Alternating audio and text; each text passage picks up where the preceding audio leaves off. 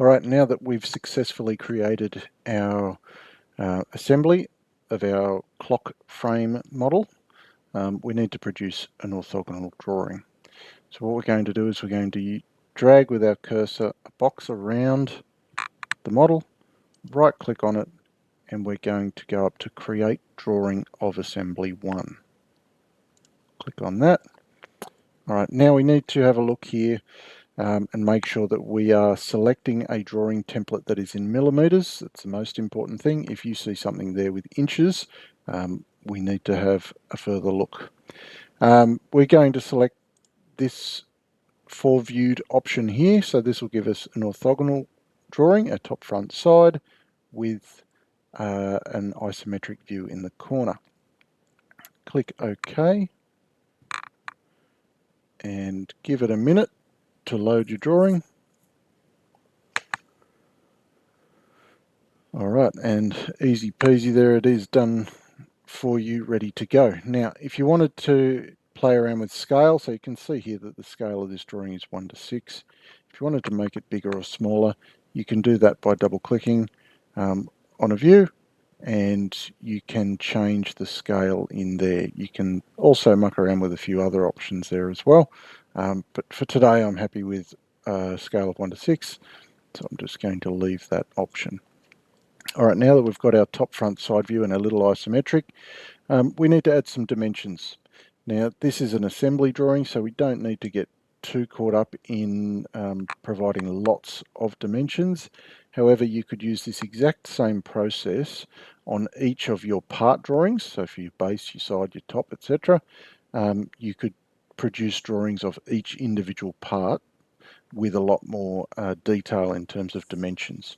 There are other functions that you can do in here as well, including things like exploded views, but for today we're just going to add some basic dimensions onto this drawing. So we'll go up to our dimension tool, click on the dimension tool, and we're going to add a few basics here. So when you're adding your dimensions, you need to think carefully about not cluttering up your drawing. So you don't want to have all of your dimensions circling around one view and nothing else down here. We also don't want to add dimensions to our isometric drawing here. That is just a pictorial view. If we add a dimension, let's say here, so I'm going to add one to the top here, we can drag that out. Usually we want the dimension to sit central and about 10 millimeters away from the drawing. Okay, don't go dragging them out too far unless you have to put in an internal view that has to fit inside that particular dimension. All right, so we're going to drop that there. Now, because I've got 270 millimeters here, I don't have to dimension this line as well. I don't have to dimension this one because they are all in line and I can reference off that dimension for all of those associated ones. Now, I do have to add the width. So we're going to add that in there. And now I'm going to have a look at adding some of the other dimensions onto our other drawings. So I could add this one here, for example. I can add the thickness of our base plate. So if I click on that point, that side there, it's not going to give me the full thickness of the base plate. It's just going to give me the thickness up to the edge of that chamfer. So in order to get the full thickness of the base plate, I need to click there and there, and that will give me my 19 mils. Now, if it's getting a bit tight there and it's neater for you to drop the dimension underneath, by all means do that. All right, so I'm happy with that. Again, I've got my 140 there, which references this edge as well. So I don't need to add the dimension in twice. I can use this one here, however, to add in the width of my framing timber. And I could also add in the overall height. So I could go from that point to that point there. And then on these drawings, I can add in things like that. All right. Now, the fact that these parts have tenons, these sides have tenons on the bottom that go into the base plate, we're not going to worry about trying to somehow put a dimension on those on this assembly drawing. Those dimensions would be added onto the individual part drawings. All right, so in this case, with the exception of perhaps our little chamfer here,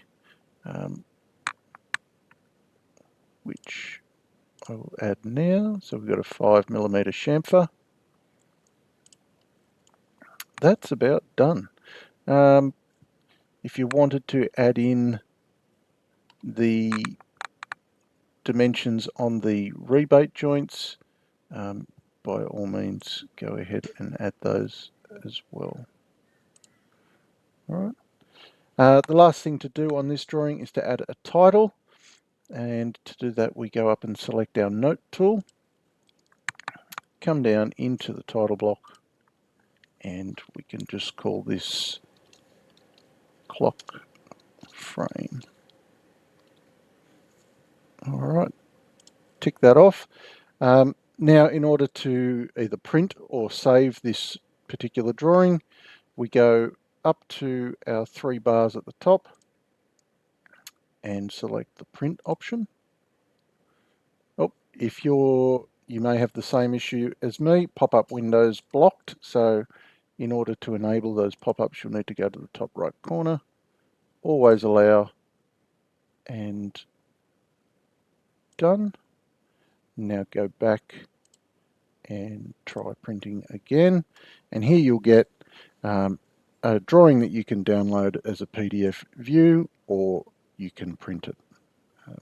And that's it. Well done for getting to this point.